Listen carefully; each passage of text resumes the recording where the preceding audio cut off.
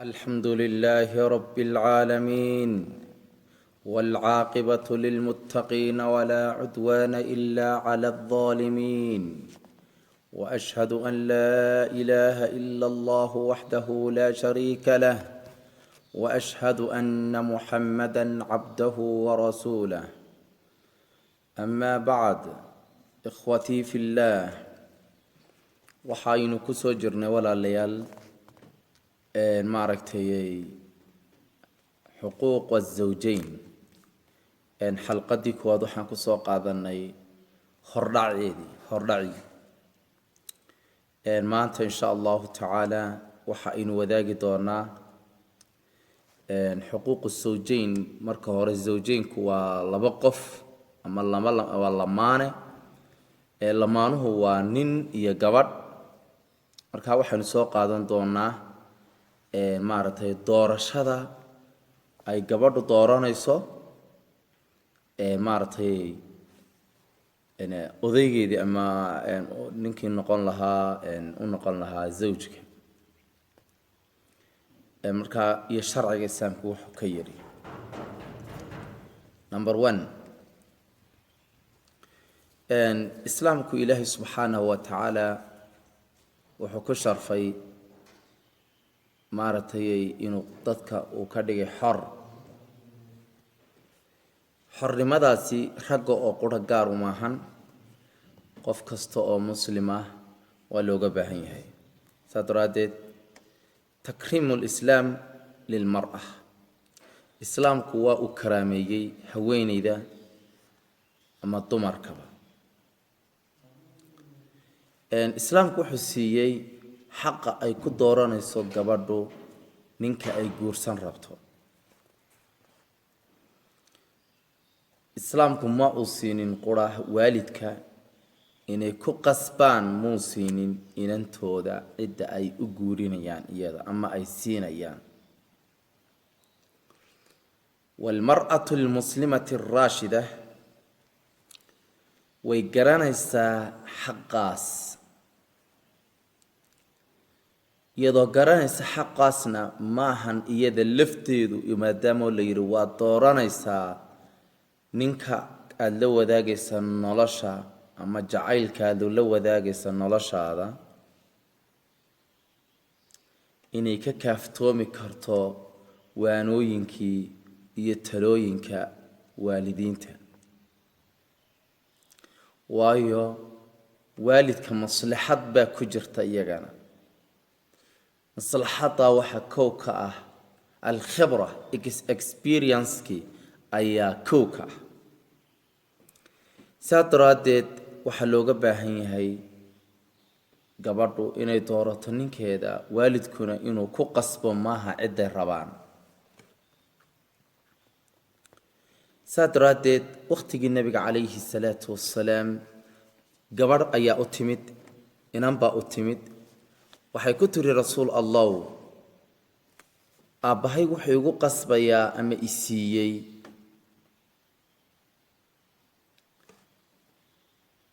inan uu adeerkay dhalay ama inan uu walaalkay dhalay aniguna arrinkaasi waan diidanahay yacni waan yar dhibsanayaa kaariha baan ahay waan kaaga soo ashkatooday rasuulkii allow rasuulkii alle wuxuu ku yidhi markaas sala allahu calayhi wasalam ajiizii maa sanaca abuuki iska maaragtay aabbahaa uu falay faqultu waxaan ku idhi maa lii ragbatun fii maa sanaca abii ma jecli waxa aabbahay falay ee uu sameeyey waa aniga ii leeyay kan baa ninkaaga dhigaya maaragtayay ma jecli arrinka markan hadalkii rasuulka ku celiyay bay ti rasuulku waxuu igu yidhi idhabii iska tag oo iskaga tag falaa nikaaxa lahu meher ma jiro markaas guur ma jire iskaga tag wuxuuna iisii raaciyay bay tiri inkaxii maa shi'ta inkaxii man shi'ta do guurso cidda aad rabtana xadiiska waxaan ka faa'iideynaa rasuulka calayhi salaatu wassalaam maaragtay inuu siinayo xorriyaddii qofku uu wax ku dooran lahaa saa daraaddeed waxaa muhim ah inaynu ku dadaalno walaalayaal maadaama beyt islaam la dhisayo in rabitaanka dadka aan ilaalino inagoo la talinayna ka waalid ahaanna inaan dhowrno oo ilaalino rasuulka calayhi salaatu wassalaam rasuulkeena calayhi salaatu wassalaam gabadhaas u timid ee weydiisatay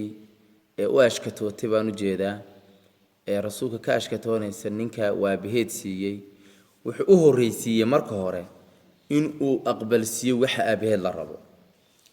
waayo walaalayaal waxaan ogsoonnahay oo maaragtay aynu garanaynaa caqliyan maaragtay waalidkaaga oo kula rabo guul horumar iyo wanaag nin wanaagsan nin kasta wuxuu jecel yahay inantiisu inay hesho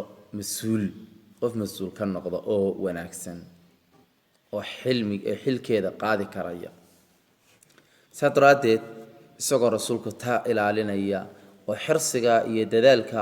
aabbaha ilaalinaya yuu inantii ku yidhi aqbal aabbaha wuxuu kuu sameeyey kabacdi markay rasuulka tiri rasuul allow arrinkaa waan dhibsanayaa uu arkayna dhibtaasi jirta ee maaragtay ay inantaasi diidan tahay waxa aabaheed uu maaragtay la doonayo rasuulku wuxuu u fasaxay oo maaragtay ku yidhi guurkaasi ma jiro waayo diinteenna islaamku walaalayaal mashaqo laa yacnut lilmar'a gabadha mashaqo kuma ma dul saarayso ay laa yaxmiluhaa mashaqa culays iyo dhib ma dul saarayso waayo qof la wadaagaya noloshiisa in lagu qasbaa way adag tahay sida uu la noolaanayo naxariis baan jiraynin waayo waa qof lagu qasbay qof qasabna waxba ma hagaajiyo wax uu dhibay mooyaane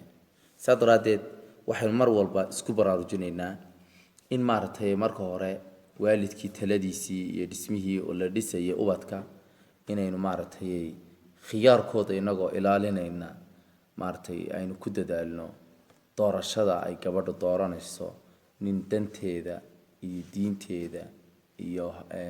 wixii looga baahan yahay nafaqaa oo dhan iyo mas-uuliyaddeeda waa qaadi kara inay doorato